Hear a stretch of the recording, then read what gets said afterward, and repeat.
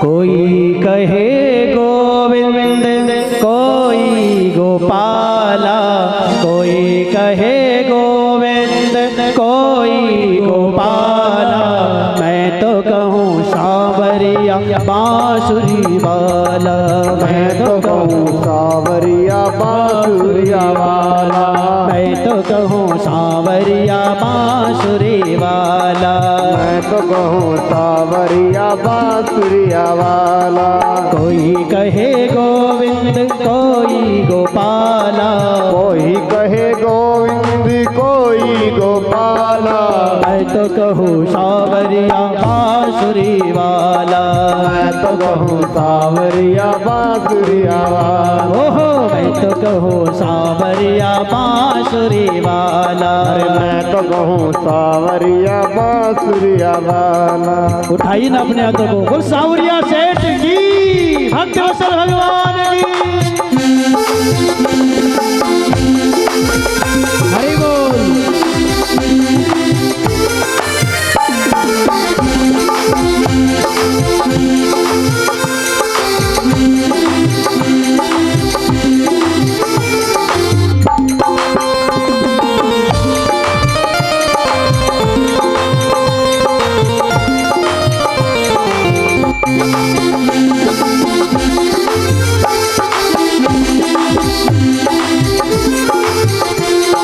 राधा ने कृष्ण कहा मीरा ने गिरधर, राधा ने कृष्ण कहा मीरा ने गिरधर, राधा ने कृष्ण कहा मीरा ने गिरधर, राधा ने कृष्ण कहा मीरा ने गिरधर।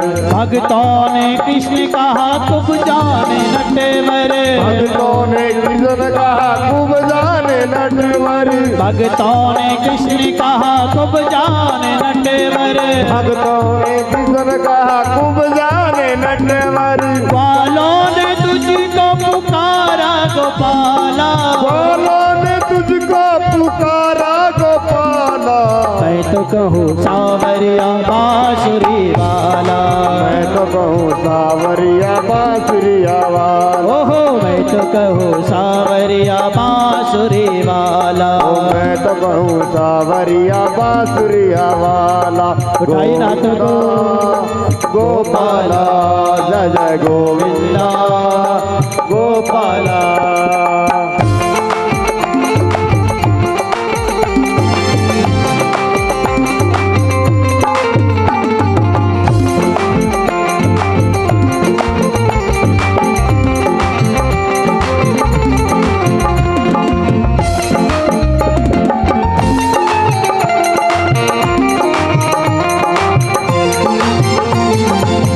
श्याम कहते हैं बलराम भैया, घनश्याम कहते हैं बलराम भैया, घनश्याम कहते हैं बलराम भैया, घनश्याम कहते हैं बलराम भैया। यशोदा पुकारे कृष्ण कन्हैया, यशोदा पुकारे कृष्ण कन्हैया, यशोदा पुकारे कृष्ण कन्हैया, पुकारे कृष्ण कन्हैया। सूरा की आंखों के तुम हो, सूरा के आंखों के तुम हो जाला, मैं तो कहूँ सांवरिया बांसुरिया वाला, ओहो मैं तो कहूँ सांवरिया बांसुरिया वाला, मैं तो कहूँ सांवरिया बांसुरिया वाला। बोलो गोविंद भगवान की जय हो।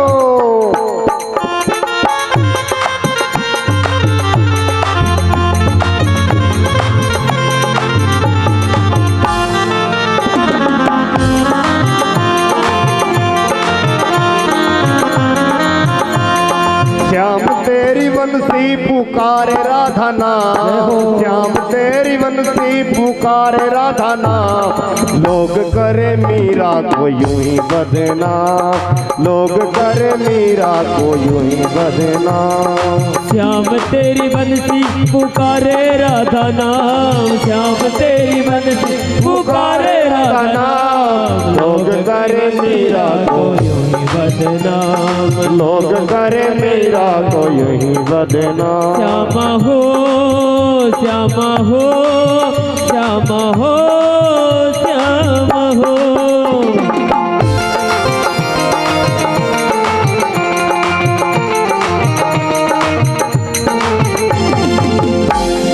श्री कृष्ण गोविंद हरे मुरारी, श्री कृष्ण गोविंद हरे मुरारी, श्री कृष्ण गोविंद हरे मुरारी, श्री कृष्ण गोविंद हरे मुरारी। हे नाथ नारायण वासुदेवा, हे नाथ नारायण वासुदेवा, हे नाथ नारायण वासुदेवा, हे नाथ नारायण वासुदेवा। श्री कृष्ण गोविंद हरे मुरारी, श्री कृष्ण गोविंद हरे मुरारी, श्री कृष्ण गोविंद हरे मुरारी, श्री कृष्ण गोविंद हरे मुरारी। हे नाथ नारायण वासुदेवा, श्री कृष्ण गोविंद हरे मुरारी, हे नाथ नारायण वासुदेवा। श्री कृष्ण गोविंद हरे मुरारी, हे नाथ नारायण वासुदेवा। हरे मुरारी, हे नाथ नारायण वासुदेवा।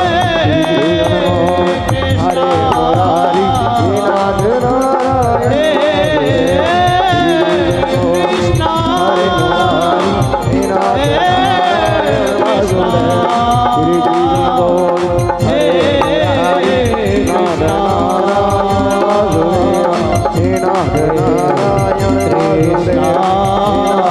मुरारी, हे नाथ नारायण बोले वृंदावन बिहारी लाल की जय हो।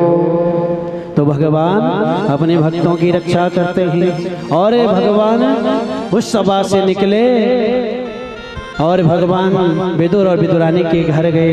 कहते हैं उस समय विदुर जी घर पर नहीं थे, विदुरानी के घर भगवान गए। उस समय विदुरानी स्नान कर रही थी, जैसे कपड़े डाले ही थे उसी समय कृष्ण ने आवाज लगाई, विदुर जी कोई घर पर है। तो भगवान की आवाज को सुनकर वह भाग कर बाहर आई और देखा कि सामने श्याम सोलोना मेरा ठाकुर खड़ा है और ठाकुर के चरणों में ध्यान लगाते हुए ठाकुर के चेहरे से नजर नहीं हटी।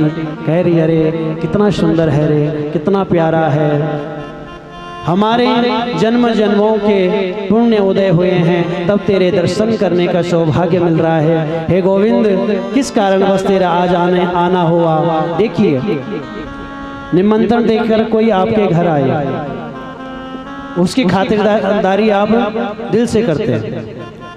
बिन बुलाए जो आए उसी को अतिथि कहते हैं, लेकिन हम लोग क्या कहते हैं, बिन बुलाए को तो हम बोलते हैं भाई बिना बताए आ गए, अच्छा नहीं मानते। लेकिन भगवान श्री कृष्ण भगवान जब भी आते हैं बिन बुलाए ही आते हैं, इसलिए बिन बुलाए जो कभी आपके घर पर आए उसका भी वही आतिथ्य कार्य करना जो आप बुलाने वाले को करते हो। और जो बिन बुलाए आते हैं वही सच्चे रिश्तेदार होते हैं, जैसे भगवान श्री कृष्ण। भगवान कभी कोई अगर भगवान को बुलाए तो भगवान नहीं जाते, भगवान अपने भक्त की परीक्षा लेने के लिए बिन बुलाए भी चले जाते हैं। तो विदुरानी देखती रही, भगवान ने विदुरानी से कहा अरे विदुरानी होश में आओ, कहाँ खो गई। तो विदुरानी भगवान को अंदर ले गई और भगवान से कहने लगी गोविंद क्या दूँ, मेरे पास तो कुछ भी नहीं है। भगवान ने कहा कुछ तो होगा, मेरे को बहुत भूख लगी है। विदुरानी अंदर से केले लेकर आई, केले लेकर आई और केले भगवान को खिलाने लगी। और भगवान में इतनी खो गई, केले का गुदा नीचे रखने लगी जमीन पर और भगवान को छिलके देने लगी। और देखिए भगवान भी कितने सुंदर हैं अपने, इसलिए उनको श्याम सुंदर कहते हैं। भगवान भी नहीं कह रहे हैं कि मेरे को छिलका खिला रही हो, भगवान भी छिलके का भोग ले रहे हैं। मेहमान भी ऐसा होना चाहिए जो रोकी सूखी मिले उसी में राजी रहे, उसी को मेहमान कहते हैं। जो 56 भोग की लालसा रखे वो मेहमान नहीं होता, चाहे वो बुलाने पर जाएं चाहे बिन बुलाने पर जाएं। वही अपना होता है जो रोकी सूखी में भी राजी रहे। दुख में जो साथ खड़ा हो वही अपना है, सुख में तो दुनिया खड़ी हो जाती है महाराज। तो अपने की पहचान हमेशा दुख में ही होती है। कौन कहता है? ये शास्त्र कहता है। सुख में सुमिरन सब करे, दुख में सुमिरन सब करे। क्या? दुख में सुमिरन सब करे और सुख में करे ना कोई। क्यों? जब जीवन में परेशानी आती है तब हमें भगवान याद आते हैं। आप लोग सीधा देखा करो, आप लोगों को देखकर हमारा भी फिर माइंड हट जाता है। आपको देखकर ही तो कथाएं निकलती हैं। तो यहाँ पर विदुरानी के प्रेम को देखकर भगवान ने छिलके खाए। विदुर जी आए, खूब डांट लगाई। किसको? विदुरानी को, विदुर जी ने। लेकिन भगवान कहते हैं मैं तो प्रेम का भूखा हूँ, भाव का भूखा हूँ मैं। भाव ही एक सार है और भाव से जो मुझको भजे तो भव से बेड़ा पार है। और भाव से एक पुष्प दे तो ही मुझे शिकार है। यहाँ एक संत समाधि में बैठा हुआ है। राजा परीक्षित कह रहे मुझे भूख लगी है, प्यास लगी है। जब ऋषि ने कोई उत्तर नहीं दिया तो सोचा कि मेरा अपमान कर रहा है। तो एक मरा हुआ सांप पड़ा हुआ था, वह मरा हुआ सांप उठाया और समीक ऋषि के गले में डाल दिया। यह दृश्य समीक ऋषि के शिष्य देख रहे थे। समीक ऋषि के शिष्य देख रहे थे। वह भाग भाग कर गए और उनके पुत्र श्रृंग ऋषि को कहा कि एक राजा ने आपके पिता का अपमान किया, मरा हुआ सांप हमारे गुरुदेव के गले में डाल दिया। श्रृंग ऋषि को बड़ा क्रोध आया, नदी का जल अपने हाथ में लिया और श्राप दे दिया, जिस राजा ने मेरे पिता का अपमान किया है आज से 7वें दिन तक्षक नाग के डसने से उस राजा की मृत्यु हो जाए। किसकी मृत्यु हो जाए? उस राजा की मृत्यु हो जाए महाराज। ऐसा कहा, श्राप दे दिया और रोते रोते अपने आश्रम में आए। और जैसे पिता समीक ने देखा कि पुत्र रो रहा है, पूछा पुत्र क्यों रो रहे हो? कहा कि पिताजी किसी राजा ने आपका अपमान किया है, आपके गले में सर्प डाल दिया है। ऋषि ने जैसे ये ध्यान लगाया देखा कि ये तो राजा है। आज कलयुग ने उनके शीश पर प्रवेश किया तो उनसे यह अपराध हो गया।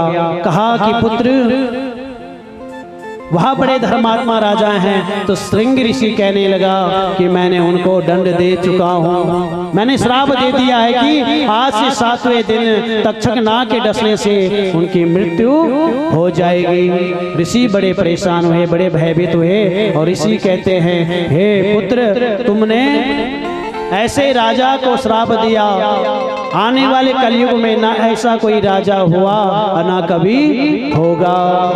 क्योंकि राजा परीक्षित भगवान के अनन्य भक्त हैं, प्रजा का बड़ा ध्यान देते हैं और अपने शिष्यों को कहा चलो मेरे साथ। और राजा समीक राजा के भवन की ओर चल पड़े। यहाँ राजा जैसे भवन में पहुँचे और वहाँ मुकुट नीचे रखा तो स्मरण शक्ति जागृत हुई और रानी से कहने लगे आज मुझसे बड़ा ही अपराध हो गया है, आज मुझसे अपराध हुआ है। अपराध क्या हुआ है? मैंने एक ऋषि का अपमान कर दिया।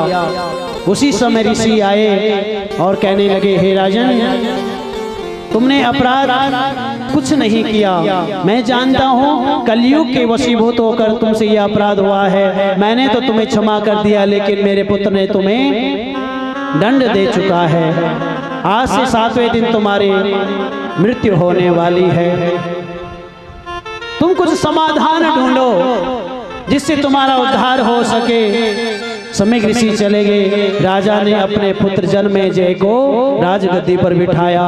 किसने? परीक्षित ने अपने पुत्र को राजगद्दी पर बिठाया और गंगा नदी के तट पर चले गए। आइए हम भी उस पतित पावनी माँ गंगा के तट पर चले, उसका स्मरण करें जहाँ पर राजा परीक्षित जाकर बैठे और अनेकों संत महात्मा वहां पर इकट्ठा हो गए।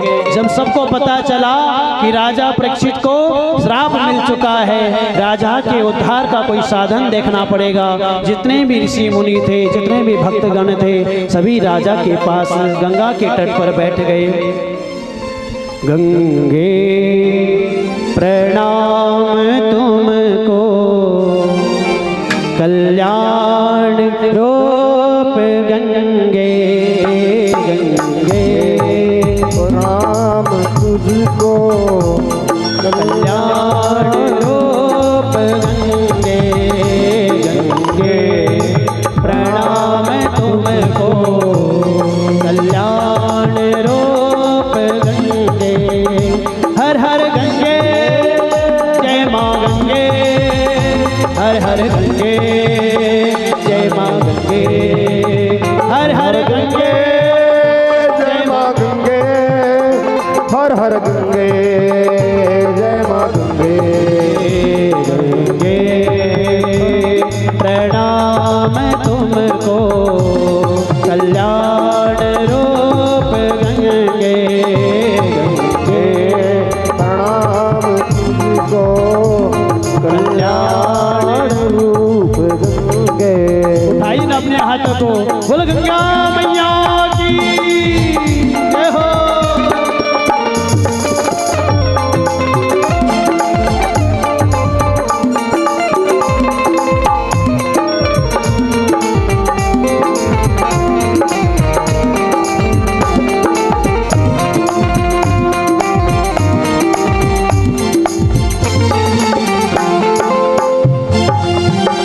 शिव की जटा से निकले प्रगट भई जगत में, शिव की जटा से निकली प्रगट भई जगत में, शिव की जटा से निकली प्रगट भई जगत में, शिव की जटा से निकली प्रगट भई जगत में।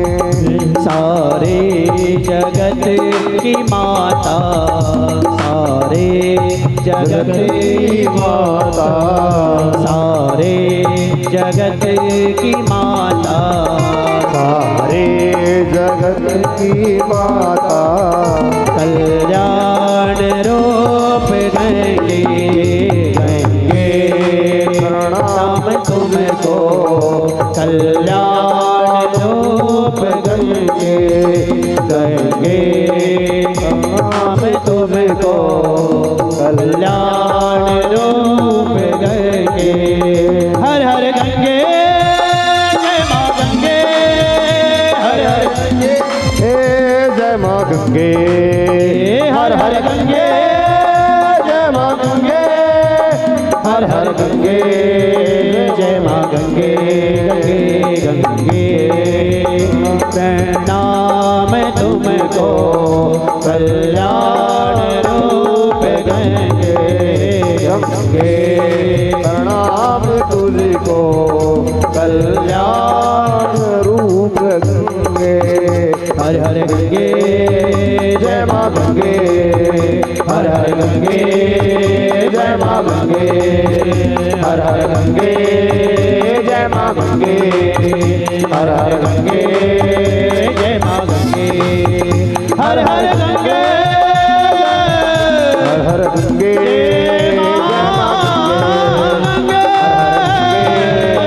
जय माँ गंगे, हर हर गंगे, जय माँ गंगे,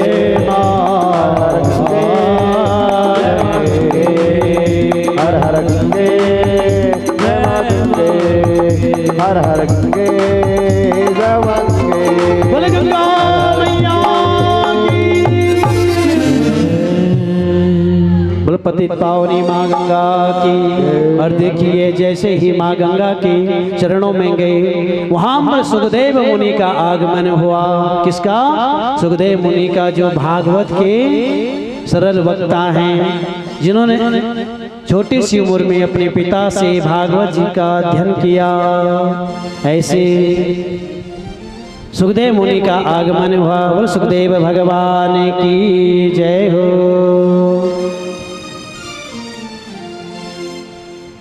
पतित पावनी माँ गंगा की जय हो। और सुखदेव आइए, तेरे चरण कमल में श्याम लिपट जाऊं रज बन के। तेरे चरण कमल में श्याम लिपट जाऊं रिजवन में। तेरे चरण कमल में श्याम लिपट जाऊं रज बन के। चरण कमल में श्याम लिपट जाऊं रज बन के। लिपट जाऊं रज बन के। लिपट जाऊं रज बन के।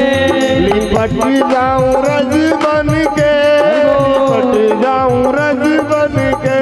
तेरे चरण कमल में श्याम लिपट जाऊं रज बन के। तेरे चरण कमल में श्याम लिपट जाऊं रज बन के। तेरे चरण कमल में श्याम लिपट जाऊं रज बन के। तेरे चरण कमल में श्याम लिपट जाऊं रज बन के। भाई राम ने को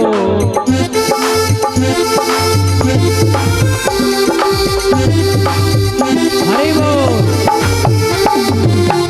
हाथ उठा के तालियों के साथ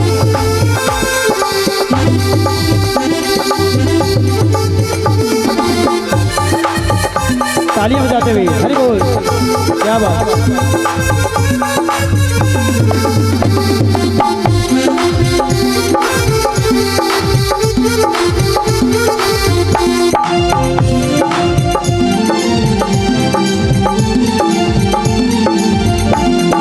नित नित तेरा दर्शन पाऊं। नित नित तेरा दर्शन पाऊं। नित नित तेरा दर्शन पाऊं। नित नित तेरा दर्शन पाऊं।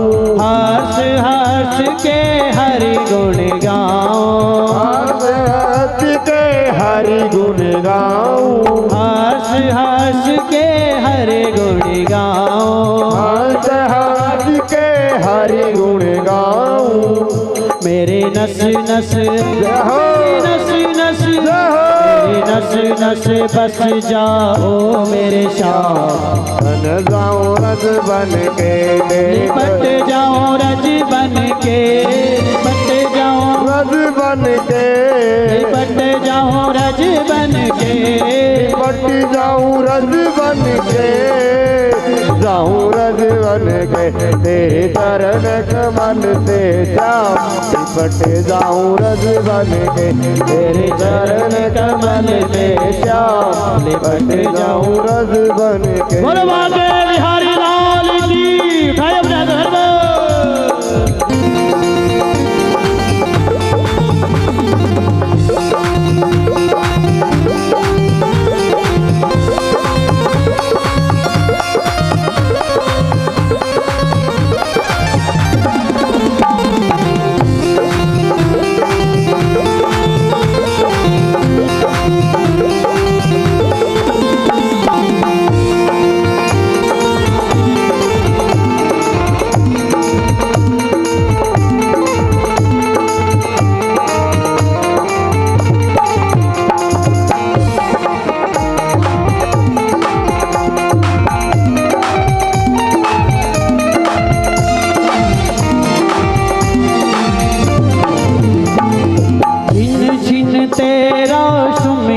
करता जिन जिन तेरा सुमिरन करता जिन जिन तेरा सिमरन करता जिन जिन तेरा सुमिरन करता हर पल तुझ तुझको याद मैं रखता, हर पल तुझको याद मैं रखता, हर पल तुझको याद मैं रखता, हर पल तुझको याद मैं रखता। सुबह और शाम लिपट जाऊं रज बन के, तेरे चरण कमल से श्याम लिपट जाऊं रज बन के, तेरे चरण कमल में श्याम लिपट जाऊं रज बन के, तेरे चरण कमल में श्याम लिपट जाऊं रज बन के, तेरे चरण कमल में श्याम लिपट जाऊं रज बन के, तेरे चरण कमल में श्याम लिपट जाऊं रज बन के, लिपट जाऊं रज बन के, लिपट जाऊं रज बन के, लिपट जाऊं रज बन के, लिपट जाऊं रज बन के, तेरे चरण कमल में श्याम लिपट जाऊं रज बन के, तेरे चरण कमल में श्याम लिपट जाऊं रज बन के, तेरे चरण कमल में श्याम लिपट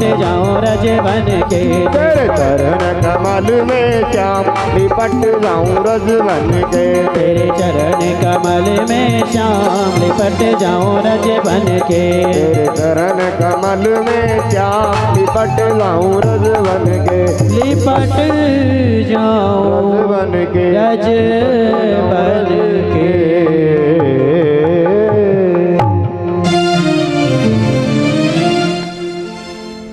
आज से 7वें दिन तक्षक नाग के डसने से मेरी मृत्यु होने वाली है। मुझे मृत्यु का भय नहीं है, मुझे मृत्यु का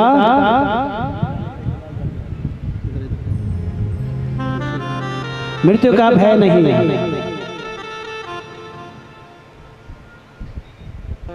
मुझे मृत्यु का बिल्कुल भी भय नहीं है। क्यों? क्योंकि मैं जानता हूं एक न एक दिन सबको जाना है, इस धरती को छोड़कर जाना है। इसलिए मैं मृत्यु से भयभीत नहीं हूं। मैं भयभीत हूं तो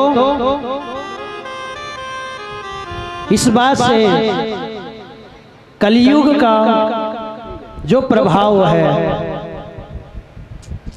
बड़ा ही भयंकर प्रभाव है। कलयुग में जीव का उद्धार कैसे होगा?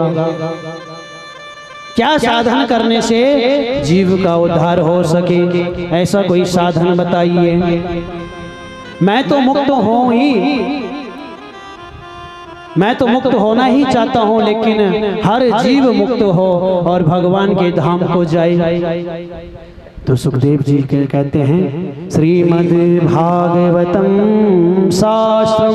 श्रीमद् भागवत शास्त्र एक ऐसा शास्त्र है, इस शास्त्र का श्रवण जब तुम करोगे तो तुम मुक्त हो जाओगे। पुनरपि जननम पुनरपि मरणम, इस बंधन से मुक्त होकर भगवान के धाम को चले जाओगे।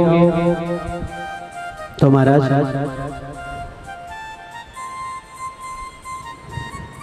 राजा परीक्षित कहते हैं प्रभु मुझे वराह अवतार की कथा सुनाइए। तो कहते हैं ब्रह्मा जी की नासिका से भगवान ने वराह रूप में अवतार लिया।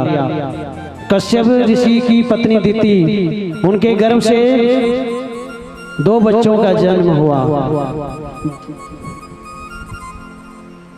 और उन बच्चों को श्राप मिला था। वो भगवान के पार्षद थे। जय जय श्री राधे, जय जय श्री राधे, जय जय श्री राधे श्याम। तो भगवान ने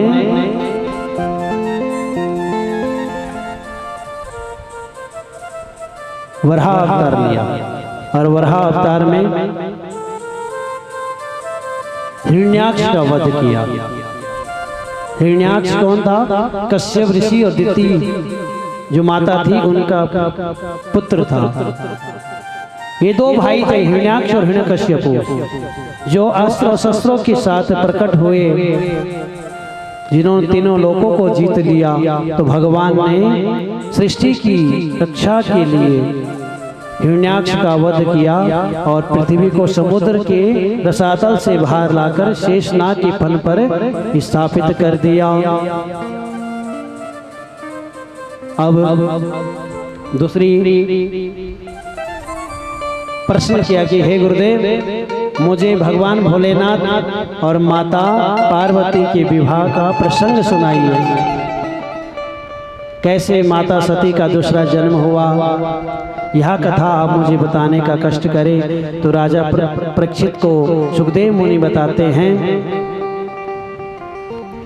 कि माता सती अपने पिता दक्ष प्रजापति के यज्ञ में गई बिना बुलाए, और वहां पर भगवान भोलेनाथ का कोई निमंत्रण नहीं दिया गया था, इसलिए वहां पर भगवान भोलेनाथ का अपमान देखकर माता ने यज्ञ कुंड में प्रवेश कर लिया और अपने प्राणों की आहुति दे दी।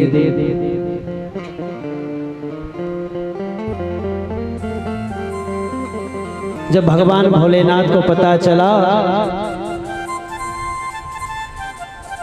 तो भगवान भोलेनाथ ने अपनी जटा से वीरभद्र को प्रकट किया और वीरभद्र जी जाकर सारे यज्ञ का विध्वंस करने लगे। दक्ष प्रजापति का सर काटकर अलग कर दिया। और महाराज भगवान भोलेनाथ समाधि में चले गए। अब यज्ञ पूर्ण कैसे हो, तो सभी देवता भगवान भोलेनाथ को मनाने के लिए जाते हैं, उनको मनाते हैं, और दक्ष प्रजापति को बकरे का सर लगाया जाता है। इस प्रकार प्रथम सर्जन का कार्य भी हमारे भगवान भोलेनाथ ने किया। कहते हैं तो कुछ ही क्षण में आपके सामने भगवान भोलेनाथ माता पार्वती की दिव्य झांकियां आएंगी जो विवाह की ओर चलेंगे। इसलिए माता का जन्म कहाँ हुआ? हिमालय के घर पर। हिमालय की पुत्री के रूप में माता ने जन्म लिया और यहाँ सभी देवता भगवान को मनाने के लिए जाते हैं। वहाँ नारद जी माता पार्वती के पास जाते हैं और गुरु मंत्र देते हैं। क्या मंत्र? तेरा पल पल बीता जाए मुख से जप ले नमः शिवाय। तेरा पल पल बीता जाए मुख से जप ले नमो शिवाय। तेरा पल पल बीता जाए मुख से जप ले नमः शिवाय। तेरा पल पल बीता जाए मुख से जप ले नमो शिवाय। ओम नमः शिवाय, ओम नमः शिवाय, ओम नमः शिवाय, ओम नमः शिवाय, ओम नमः शिवाय, ओम नमः शिवाय, ओम नमः शिवाय, ओम नमः शिवाय। तेरा पल पल बीता जाए मुख से जप ले नमः शिवाय। तेरा पल पल बीता जाए मुख से जप ले नमो शिवाय। तेरा पल पल बीता जाए मुख से जप ले नमः शिवाय। तेरा पल पल बीता जाए मुख से जप ले नमो शिवाय। अगर सच में जपना चाहते हैं माता पार्वती के साथ उठाइए अपने हाथों को। बोल शंकर भगवान की जय हो।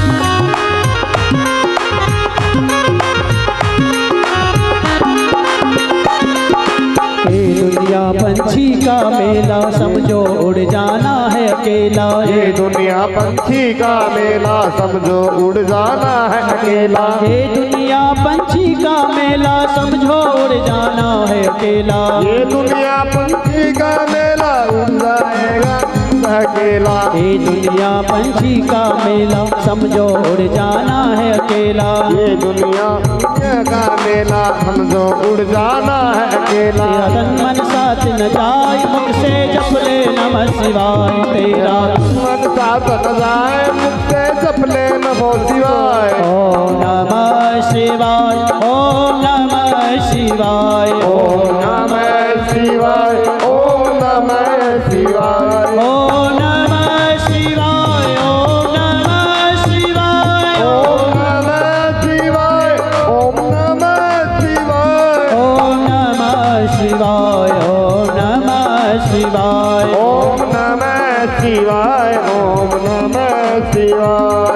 पल पल बीता जाए मुख से जप ले नमः शिवाय। तेरा पल पल बीता जाए मुख से जप ले नमो शिवाय। तेरा पल पल बीता जाए मुख से जप ले नमः शिवाय। तेरा पल पल बीता जाए मुख से जप ले नमो शिवाय। ओम नमः शिवाय ओम नमः शिवाय ओम नमः शिवाय ओम नमः शिवाय। ओम नमः शिवाय ओम नमः शिवाय। ओम नमः शिवाय ओम नमः शिवाय। ओम नमः शिवाय ओम नमः शिवाय। ओम नमः शिवाय ओम नमः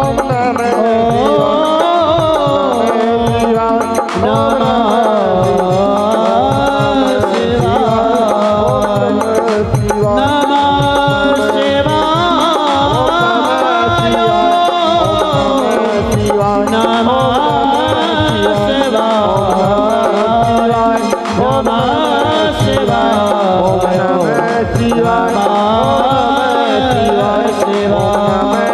शिवाय ओम नमः शिवाय।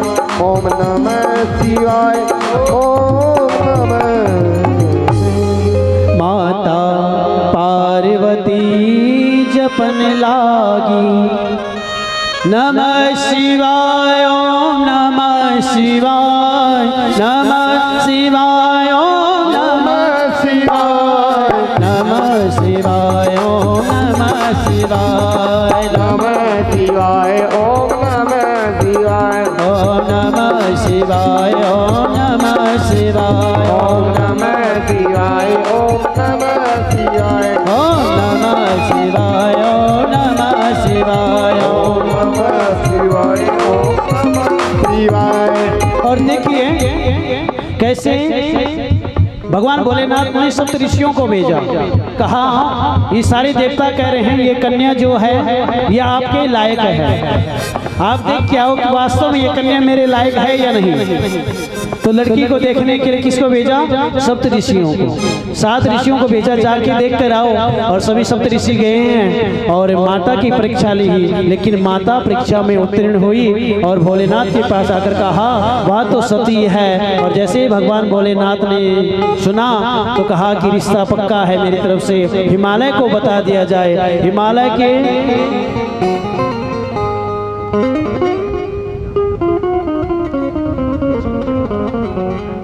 और देखिए क्या हुआ, हिमालय के घर पर गए कौन? नारद जी को भेजा और नारद जी ने वहाँ विवाह का प्रस्ताव रखा और हिमालय समझ गए हैं और हिमालय कहते हैं हे नारद जी, हमारी पुत्री के लिए जो वर देखा है जरा उसके बारे में बताओ तो सही, कैसा है? गलधर उसके विषधर, क्या गलधर उसके विषधर सर पे जटा में गंग विराजे, जटा में गंग विराजे, जटा में गंग विराजे, माते चंद्रमा अति साजे, मेरे भोले की बारात में देव जन सब आए। अरे मेरे भोले की बारात में देव जन सब आए। मेरे भोले की बारात में देव जन सब आए। अरे मेरे भोले की बारात में देव जन सब आए। यक्ष किन्नर नाग और सर पे, यक्ष किन्नर सब पे, यक्ष किन्नर नाग और सर पे धूम धूम सब, झूम झूम सब नाचे।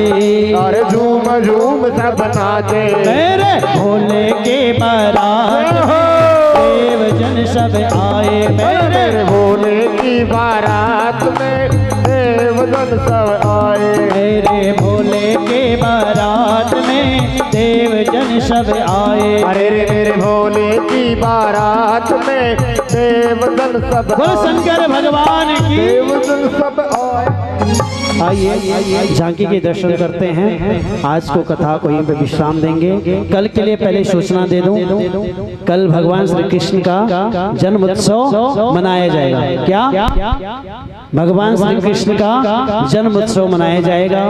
वामन भगवान की झांकी आपको दिखाई जाएगी और वसुदेव जी और भगवान श्री कृष्ण के प्यारे प्यारे दर्शन आप सभी को होंगे।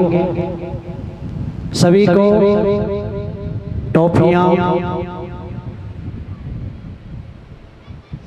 और क्या, चॉकलेट, माखन मिश्री, खिलौने, जितनी वस्तु अगर कोई थोड़ा थोड़ा ला सकता है जरूर लाए। और धूमधाम के साथ कल भगवान श्री कृष्ण का जन्म उत्सव मनाया जाएगा और परसों से फिर भगवान श्री कृष्ण की प्यारी प्यारी बाल लीलाएं चलेंगी। आइए भगवान भोलेनाथ और माता पार्वती की विवाह की झांकी देखते हैं।